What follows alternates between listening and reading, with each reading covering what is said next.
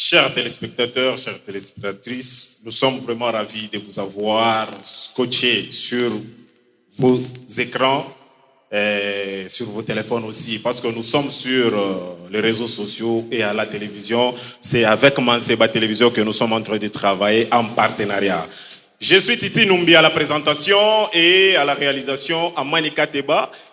Je vous dis que c'est du wow. Maintenant, nous avons conclu ce qu'on avait en tête de faire. La prise de son est assurée par l'ingénieur Shadrach Kabe. Je vous salue. Avant toute chose, nous allons prendre une mélodie du côté de la technique avec Amani Kateba. Et je vous reviens juste après.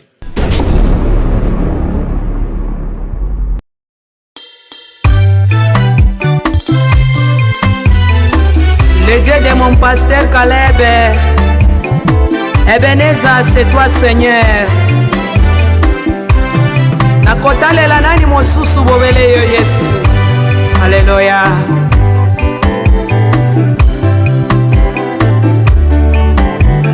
Oh Nathalie Masia.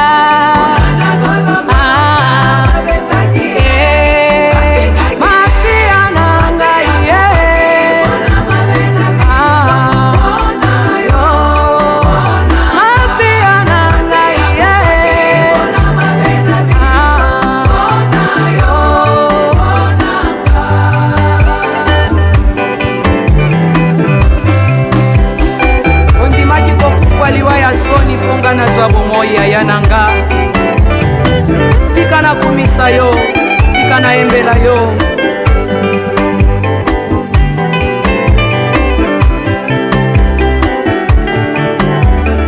oh basi na Yesu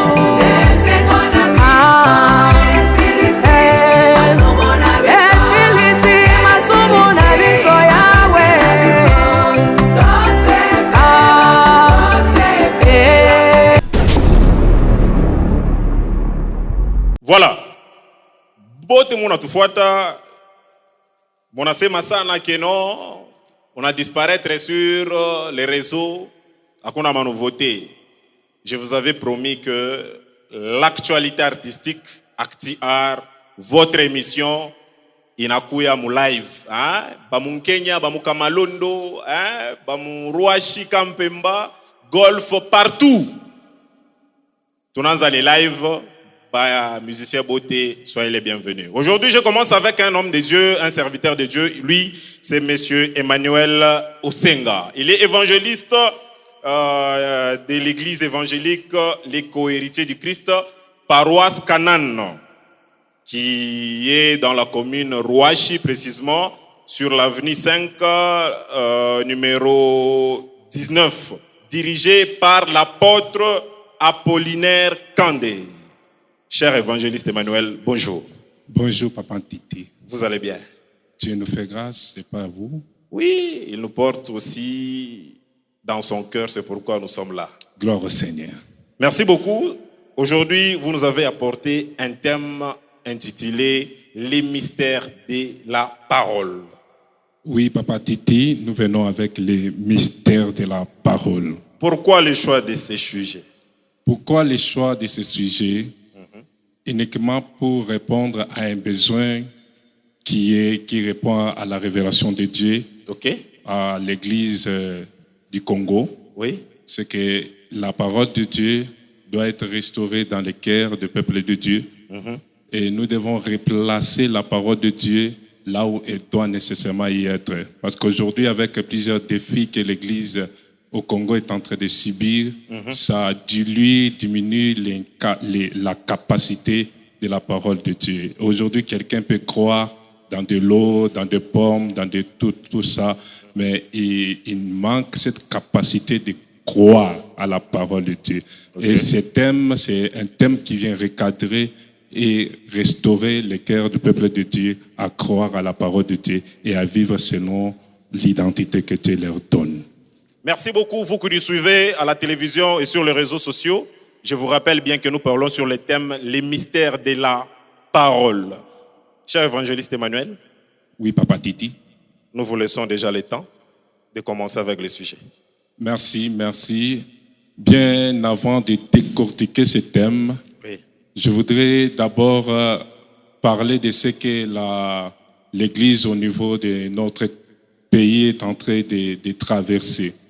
Pourquoi? Parce que quand on parle de la parole de Dieu, et aujourd'hui sur les réseaux sociaux, on voit même des personnes qui détruisent la réputation d'être chrétien ou encore déchirer même des Bibles pour dire que c'est là qui croit à cette Bible, c'est là qui croit à cette parole.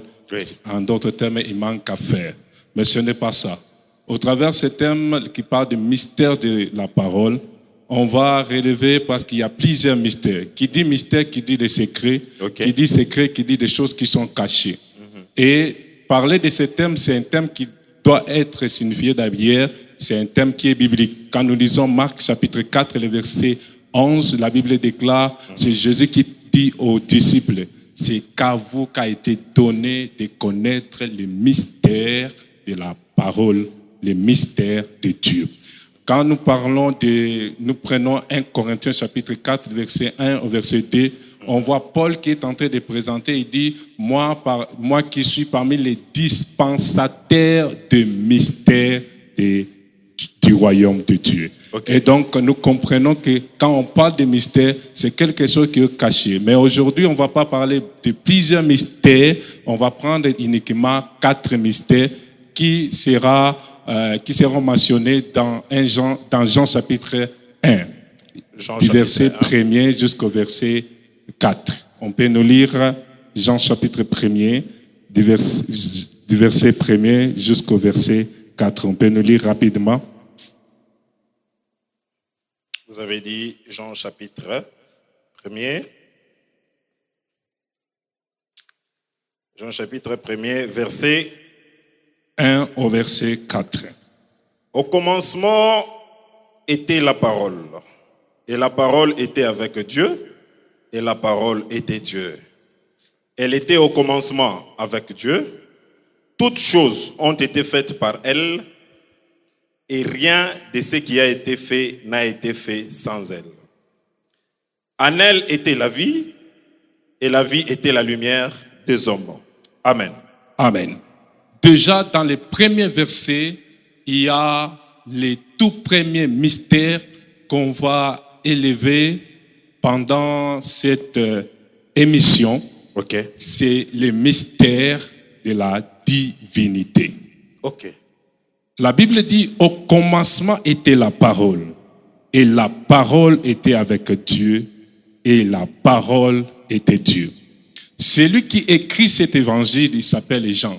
C'est un disciple de Jésus-Christ. Et Jean est en train de présenter Jésus-Christ d'une manière différente aux autres écrivains. Comme on parle des 4 évangiles, on voit l'évangile selon Matthieu, l'évangile selon Marc, l'évangile selon Luc et l'évangile selon Jean. Alors, quand Matthieu est en train de présenter Jésus, oui. Matthieu présente Jésus comme un roi qu'un peuple attendait. Mais Jean, maintenant, il est en train de présenter Jésus-Christ comme le Fils de Dieu, le Fils que le peuple attendait. Okay. Maintenant, quand vous voyez l'évangile selon Matthieu, Matthieu commence avec une généalogie biologique, okay. Mais Jean commence avec une généalogie spirituelle. Jean est en train de montrer là où la parole est venue. Okay. Là où cette parole est venue pour se faire chair dans Jean chapitre 1, le verset 12. Alors, au commencement, la Bible dit, au commencement était la parole. La parole était avec Dieu. Et la parole était Dieu. Déjà, cette marque, Jean présente cette parole qui possède une divinité. Okay. Qu'est-ce que nous voulons dire? Vous ne pouvez jamais séparer la parole de Dieu avec la divinité de Dieu.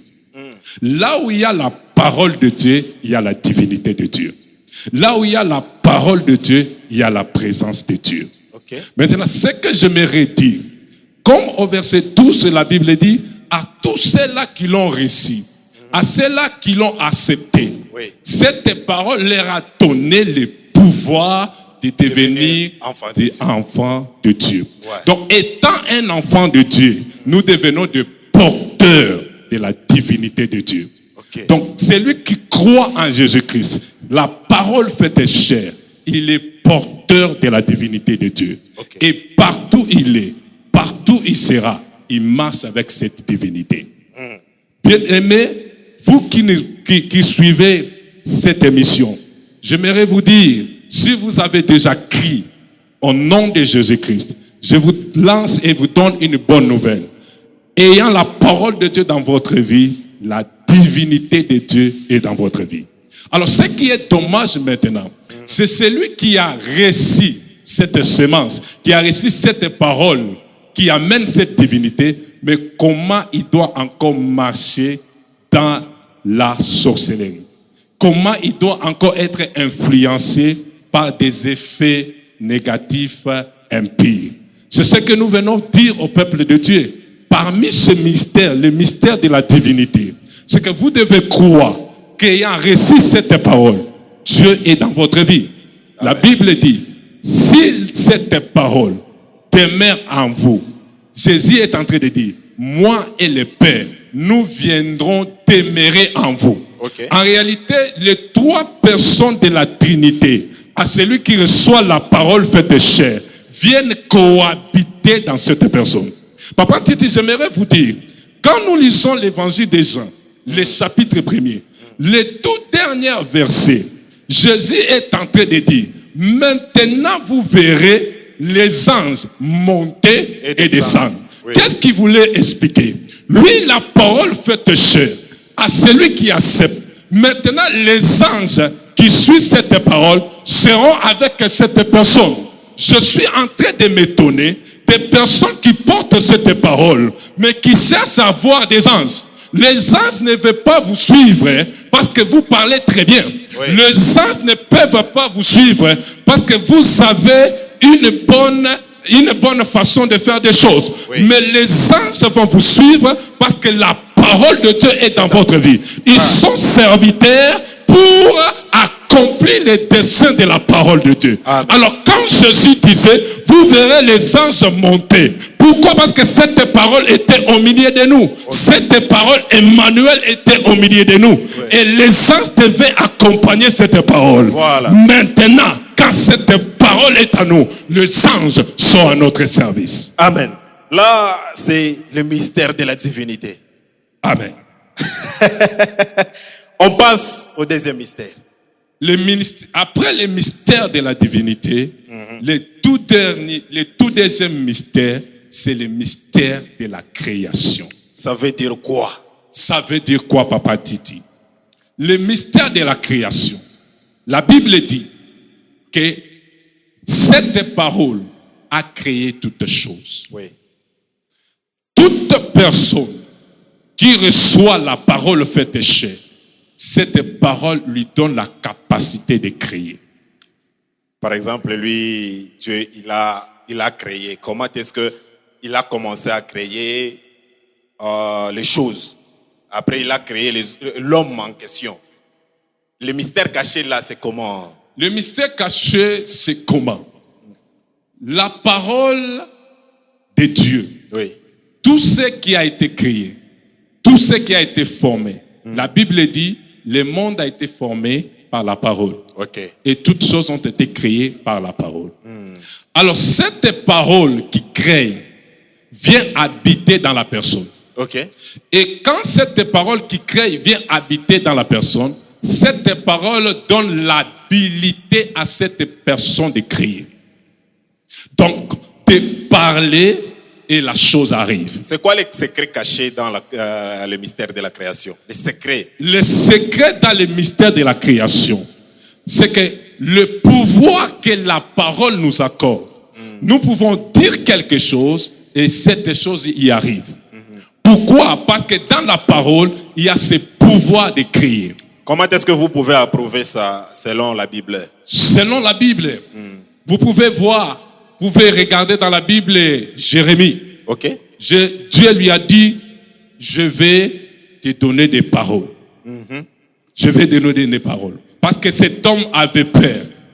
Cet homme disait que je suis un enfant. Mais Dieu lui a dit, je vais te donner des paroles. Ok. Quand il donne des paroles, il donne cette capacité d'amener aussi à l'existence des choses qui n'existaient pas.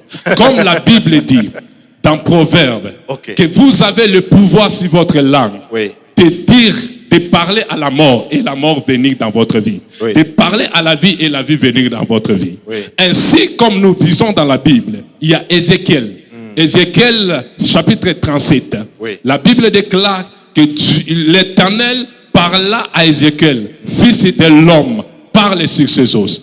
Et quand ce fils de l'homme commença à parler sur ses os, les ossements desséchés commencent à revêtir la chair. Donc la personne en qui la parole de Dieu habite a cette habilité ou la capacité de parler et la chose s'accomplit. Est-ce que tout le monde a cette capacité-là de parler aux choses et ça arrive? Tout le monde n'est pas à mesure si c'est tout le monde n'a pas la parole de Dieu en lui. Toute personne qui a cette parole qui crée a cette habilité d'amener à la création des choses qui n'existaient pas dans la vie.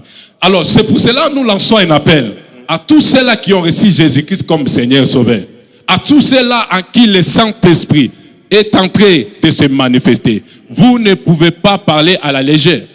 Parce que votre parler, votre façon de dire peut influencer le monde spirituel. Alléluia. Amen. Voilà, ça c'était le deuxième mystère, le mystère de la création. Le mystère de la création. Le troisième mystère, c'est quoi? Le troisième mystère, c'est le mystère de la vie. Pourquoi le mystère de la vie, cher évangéliste? Pourquoi le mystère de la vie? Quand la parole de Dieu entre dans notre vie, elle donne vie à tous ceux qui étaient morts dans notre vie. Ça veut dire quoi? Ça veut dire, par rapport d'abord à notre salut, la Bible dit, c'est là qui ont reçu cette sémence. C'est une sémence spirituelle. Parce que Jésus est en train de dire à Nicodème, cette naissance qui est spirituelle, il dit que tu ne peux pas comprendre avec la manière humaine. Tu ne peux pas comprendre à la manière des hommes. C'est dans Jean chapitre 3 où Jésus est en train de parler à Nicodème. Alors, c'est lui qui reçoit la sémence, qui accepte cette parole. Cette parole en elle a la capacité de donner la vie. Maintenant, quand nous recevons cette parole, en entrant dans notre vie, en entrant dans tout ce qui était mort dans notre vie, cette parole redonne encore de la vitalité à tout ce qui était mort. C'est pour cela que le salut doit être quitté la mort vers la vie. Celui qui reçoit Jésus et il est sauvé, il quitte de la mort vers la vie. Au travers quoi? Au travers la parole qu'il a reçue. Jésus a dit dans Jean chapitre 6 que les paroles que je suis en train de vous annoncer sont des paroles de vie. Les paroles que je vous dis sont esprit et vie. Donc celui qui porte en lui la parole de Dieu, il peut encore redonner vie à tout ce qui était mort dans sa vie. Donc tout ce que nous sommes en train de dire, le mystère de la création, le mystère de la vie, le mystère de... le premier mystère c'était... Le mystère de la divinité. Le mystère de la divinité sont les enfants du mystère de la parole. Sont les enfants du mystère de la parole. Donc pour mieux vivre, il faut avoir la parole en nous pour mieux vivre. Il faut nécessairement avoir cette parole faite chair. Évangéliste Emmanuel, Papa Titi. On prend le dernier mystère. Le dernier mystère. Le tout dernier mystère, la Bible dit, en elle était la vie. Et la vie était la lumière. Et cette lumière, lui, dans les ténèbres. Et les ténèbres ne l'ont point reçu. Dans d'autres versions, ça c'est la version Louis II. Mais dans d'autres versions, c'est Mère Darby, on dit que en elle était la vie était la lumière. Et cette lumière, lui dans les ténèbres, et les ténèbres ne l'ont point étouffé. En d'autres termes, si nous voulons prendre du quatrième mystère par rapport à cet évangile selon Jean, les quatrième mystère, c'est le mystère de la lumière. Le mystère de la lumière, ça nous apporte quoi dans la vie chrétienne? Le mystère de la lumière, ça nous apporte quoi dans la vie chrétienne? Ça nous apporte à influencer le monde du ténèbre. a influencé le monde des ténèbres. Amen. Comment ça? Comment ça?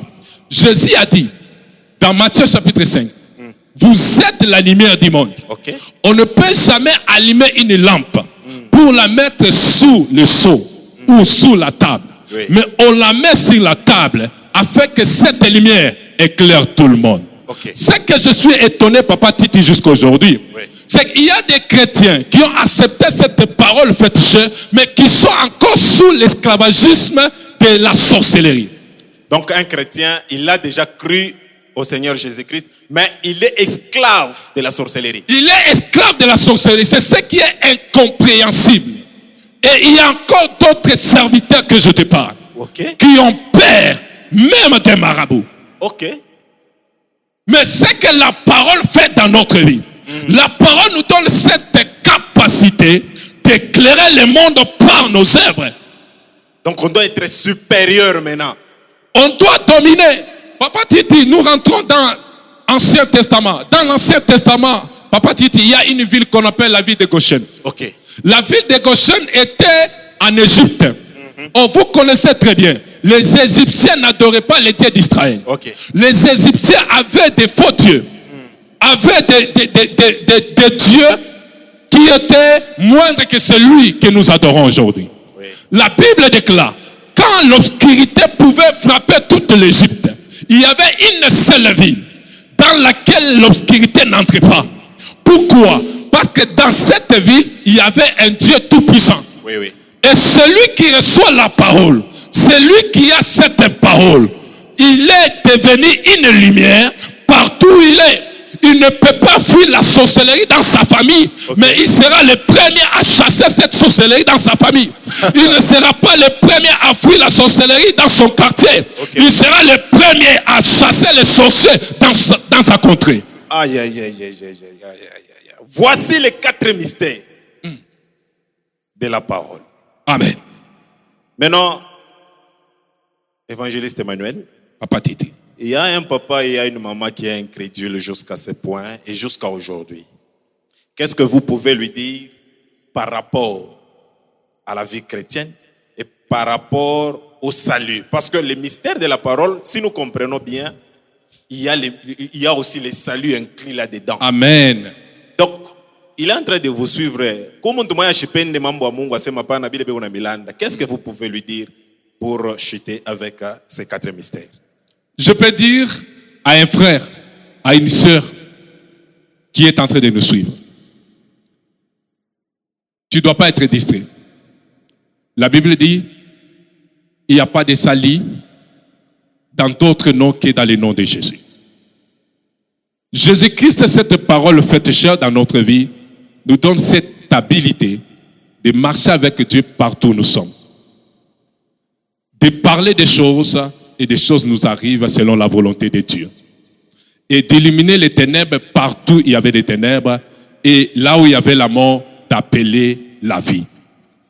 Toi qui n'as pas Christ, toi qui n'as pas encore reçu cette parole faite chair, tu es encore perdu. Tu es encore perdu. Et c'est pour cela que tu es en train de vivre une vie sous l'esclavagisme des péchés, des angoisses, de la tristesse et des choses qui ne te donnent pas la paix, qui ne te donnent pas la joie. Je lance un appel à toi, à vous qui écoutez. Croyez en Jésus. Acceptez Jésus-Christ comme votre seul Seigneur et Sauveur dans votre vie. Et par ce message, je suis en train de déclarer, peu importe la maladie que le diable a imposée dans ta vie, en croyant au travers de cette parole qui nous amène ces mystères, toutes ces maladies vont disparaître totalement parce que la divinité de Dieu dans ta vie ne peut jamais partager avec une maladie satanique. La lumière de l'éternel dans ta vie ne peut jamais être étouffée par les ténèbres. C'est pour cela, toi qui traverses des moments compliqués, je t'appelle à croire dans le seul nom, dans cette parole qui apporte la vie, qui est Jésus Christ de Nazareth. Amen. Ne sois pas celui qui va douter. Ne sois pas celui qui va dire, on m'avait dit. Non, ce que je suis en train de te dire, on a vu cette parole transformer notre vie. On a vu cette parole changer notre façon de voir des choses. La même parole peut entrer dans ta maison où tu es. La même parole peut entrer dans la voiture où tu es en train de nous suivre. La même parole peut entrer dans les quartiers où tu es. Peu importe la sorcellerie, cette parole va te délivrer. Cette parole va te donner le salut. Cette parole va doter des liens familiaux. Il n'y a aucun lien qui peut résister à la puissance que rencontre la parole de Dieu. Je te pousse à accepter Jésus. Je te pousse à croire en Jésus. Des choses passées vont passer. Des choses anciennes vont passer. Et voici l'Éternel commencera à faire des choses nouvelles dans ta vie. Je t'appelle à croire à cette parole. Jésus est vivant. Il est le véritable. Toi, on a donné des pommes. Toi, à qui on a donné de l'eau. Et rien ne s'est restauré. Rien n'a changé. Je t'appelle aujourd'hui à ces instants. Crois à cette parole. Et l'Éternel, le Dieu Tout-Puissant, le Créateur incréé, le Dieu qui appelle à l'existence de ceux qui n'existent pas, le seul qui a créé toutes choses par sa parole, il va faire à ce que tu sois délivré et que tu vives la vraie délivrance en Jésus. Que Dieu te bénisse et que Dieu te bénisse là où tu es. Amen. C'était l'évangéliste Emmanuel Osenga dans Actu Art. Vous avez demandé à ce que nous puissions revenir aux serviteurs de Dieu. Cher évangéliste, merci d'avoir passé. Merci, Papa Tite. Saluez au moins 2 personnes et on se sépare par là. Je vais saluer mon père spirituel, l'apôtre Apollinaire. Une chose que je suis touché par ce père, c'est son cœur. Il a un cœur d'un père. Nous pouvons aussi nous comporter comme tout jeune dans le ministère aujourd'hui, mais ce père nous a recadrés par rapport à son cœur. Amen. Ça, je bénis, je vous salue, Papa Apollinaire et Maman Béatrice qui supporte ce cœur-là, ce fardeau. Merci et je salue toute l'Église, les Corité de Christ en entièreté. Merci beaucoup. Nous continuons avec Actuar, avec Baïmbadji. Après cette transition, on vous revient. Merci. Merci.